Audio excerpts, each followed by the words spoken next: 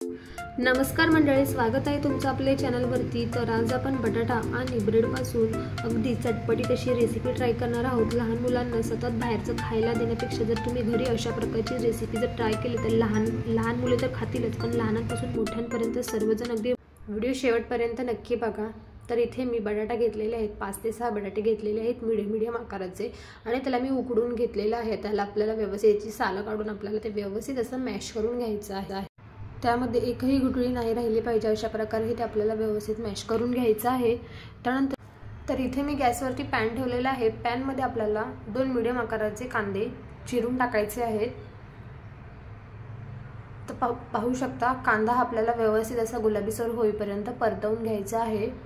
तर इथे मी 1 चमचा मीठ टाकलेले आहे, जेणेकरून आपला कांदा आहे तो व्यवस्थित पटकन शिजला जाईल। त्यानंतर आपल्याला ते व्यवस्थित पुन्हा एकदा मिक्स करून घ्यायचं आहे। व्यवस्थित असं मिक्स करून झाल्यानंतर आपण त्यामध्ये 1 चमचा तेल टाकणार आहोत। 1 चमचा तेल टाकल्यानंतर आपल्याला ते व्यवस्थित असं पुन्हा एकदा मिक्स करून घ्यायचं आहे। तेलामध्ये आपला कांदा आहे तो व्यवस्थित आपल्याला परतवून घ्यायचा आहे।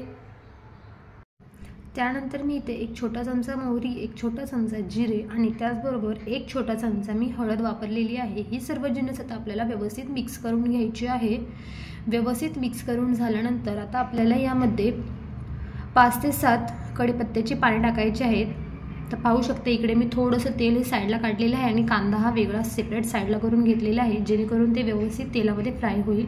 त्यानंतर 2 ते 3 हिरव्या मिरच्या चिरून टाकलेल्या आहेत, त्याचबरोबर अद्रक लसूण आणि हिरव्या मिरचीची पेस्ट करून देखील टाकलेली आहे। लहान मुले जर खाणार असतील तर तुम्ही हिरव्या मिरच्या थोड्या कमी बेतानेच वापरा। त्यानंतर पाहू शकता आपल्याला ही सर्व जिन्नस व्यवस्थित अशी मिक्स करून घ्यायची आहे। सर्व जिन्नस ही व्यवस्थित अशी मिक्स करून झाल्यानंतर आपल्याला यामध्ये आता काही मसाले टाकायचे आहेत।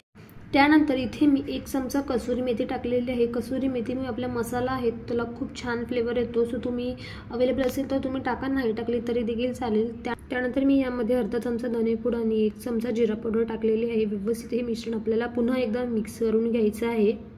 मिक्स करून झाल्यानंतर आता आपण यामध्ये जो मॅश केलेला बटाटा होता तो व्यवस्थित असा टाकून घ्यायचा आहे आणि व्यवस्थित आता आपल्याला हे पुन्हा एकदा मिक्स करून घ्यायचं आहे। आता आपल्याला हे व्यवस्थित अशा प्रकारे हे मिक्स करून घ्यायचं आहे। पाहू शकता इथे आपला हा मसाला रेडी झालेला आहे। तर मसाला आपला रेडी झालेला आहे। तर आता आपल्याला ब्रेड क्रम्स बनवायचे आहेत। तर ब्रेड क्रम्स बनवण्यासाठी मी इकडे 5 ब्रेडचे स्लाइसेस घेतलेले आहेत। आता आपल्याला याचे अशा प्रकारे तुकडे करून घ्यायचे आहेत आणि तुकडे करून आपल्याला हे मिक्सरच्या जारमध्ये टाकून व्यवस्थित असं वाटून घ्यायचं आहे। तर याची आपल्याला खूपच जास्त बारीक पेस्ट नाही करायची, थोडंसं आपल्याला जाडसरच ठेवायचं आहे आणि जाडसरच आपल्याला वाटून आपल्याला ब्रेड क्रम्स तयार करून घ्यायचे आहेत। तर इथे मी 2 ब्रेडचे स्लाइसेस जे होते ते तुकडे करून टाकलेले आहेत। तर बसतील एवढेच आपण टाकायचे आहे, राहिलेले आपण नेक्स्ट बॅचमध्ये करणार आहोत। तर पाहू शकता अशा प्रकारे हे आपल्याला व्यवस्थित हे वाटून घ्यायचं आहे। अशा प्रकारे आपले हे ब्रेड क्रम्स देखील बनवून तयार झालेले आहेत। तर पाहू शकता। त्यानंतर आता आपल्याला बॅटर बनवून घ्यायचं आहे। तर ते बनवण्यासाठी मी इथे 4 चमचा मैदा वापरलेला आहे। तुम्ही मैद्याच्या जागेवरती कॉर्नफ्लॉवर असेल ते वापरलं तरी देखील चालेल। 4 चमचे मी इकडे मैदा घेतलेला आहे। यामध्ये आपल्याला थोडंसं पाणी टाकून बॅटर तयार करून घ्यायचं आहे। त्यामध्ये आपल्याला अगदी थोडंसं पाणी टाकायचं आहे, जास्त पाणी नाही टाकायचं, नाही तर ते जास्त पातळ होऊ शकतं। सो आपल्याला मीडियम थिकनेसचं ते बॅटर तयार करून घ्यायचं आहे, जास्त पातळही नाही जास्त घट्टही नाही। त्यानंतर इथे मी 4 ते 5 ब्रेडचे स्लाइसेस घेतलेले आहेत। आता आपल्याला हे व्यवस्थित असं खाली ठेवून द्यायचं आहे। अशा प्रकारे व्यवस्थित हे असं आपल्याला मांडून घ्यायचं आहे।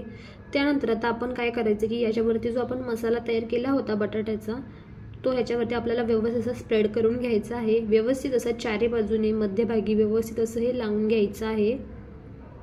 तर इथे आपण हे मसाला व्यवस्थित लावून घेतलेला आहे। आता काय करायचं की आपल्याला चाकूच्या मदतीने आपल्याला याचे 3 भाग करून घ्यायचे आहेत।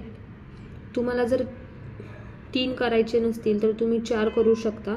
तर इथे मी 3 भाग केलेले आहेत। अशा प्रकारे आपल्याला हे व्यवस्थित असं कट करून घ्यायचं आहे। त्यानंतर इथे पाहू शकता आपण हे कट करून घेतलेलं आहे। आता हे सर्व झाल्यानंतर पुन्हा एकदा आपण जे बॅटर बनवलेलं होतं मैद्याचं ते आपल्याला व्यवस्थित एकदा हलवून घ्यायचं आहे, कारण की ते असं ठेवून दिलं तर खाली गुठळ्या होतात. तो त्यामुळे पुन्हा आपल्याला एकदा मिक्स करून नंतर आपल्याला हे प्रोसेस करायची आहे.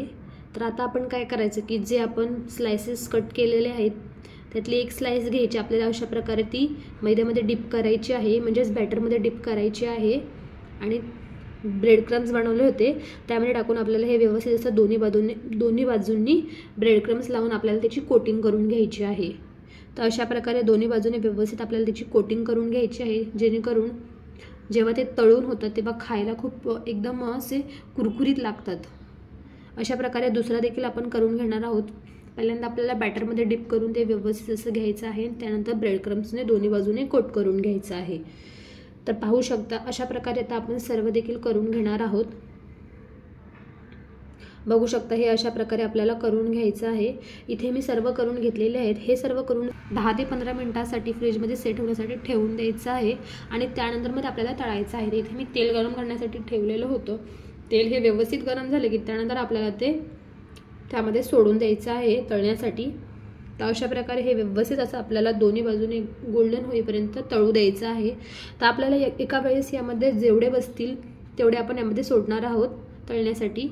तर अशा प्रकारे आपल्याला हे व्यवस्थित दोन्ही बाजूंनी तळून घ्यायचं आहे. कधी जर काही चटपटीत असं खाऊ वाटलं तर तुम्ही बाहेरून काही विकत आणण्यापेक्षा घरच्या घरी अशा प्रकारची रेसिपी तुम्ही एकदा नक्की ट्राय करा. खूप खायला चविष्ट लागते आणि त्या खूप टेस्टी लागणारी रेसिपी आहे आणि त्याचबरोबर कमी वेळात देखील होऊन जाते आणि त्याचबरोबर लहान मुलांना देखील खायला ही रेसिपी जर तुम्ही करून दिली तर ती देखील खूप चवीने खातील. लहानांपासून मोठ्यांपर्यंत सर्वांनाच ही रेसिपी खूप आवडेल. एकदा नक्की ट्राय करा. त्याचबरोबर आपल्या चॅनलवरती कोणी नवीन असेल तर आपल्या चॅनलला जाऊन नक्की सबस्क्राईब करा. व्हिडिओ आवडला असेल तर व्हिडिओला लाईक करा, शेअर करा आणि कमेंट करून सांगा की रेसिपी कशी वाटली. तर पाहू शकता आपली एक बाजू ही व्यवस्थित अशी गोल्डन झालेली आहे. दुसरी देखील आपण अशाच प्रकारे भाजून घेणार आहोत. तर पाहू शकता इथे आहे आपलं व्यवस्थित तळून झालेलं आहे. आता आपण याला एका डिशमध्ये सर्व करूया. तर तुम्ही याला दही बरोबर, सॉस बरोबर किंवा हिरव्या चटणी बरोबर देखील सर्व करू शकता. रेसिपी जर आवडली असेल तर आपल्या चॅनलला नक्की सबस्क्राईब करा. भेटूया अशाच एका नवीन रेसिपी बरोबर. तोपर्यंत स्वस्त राहा.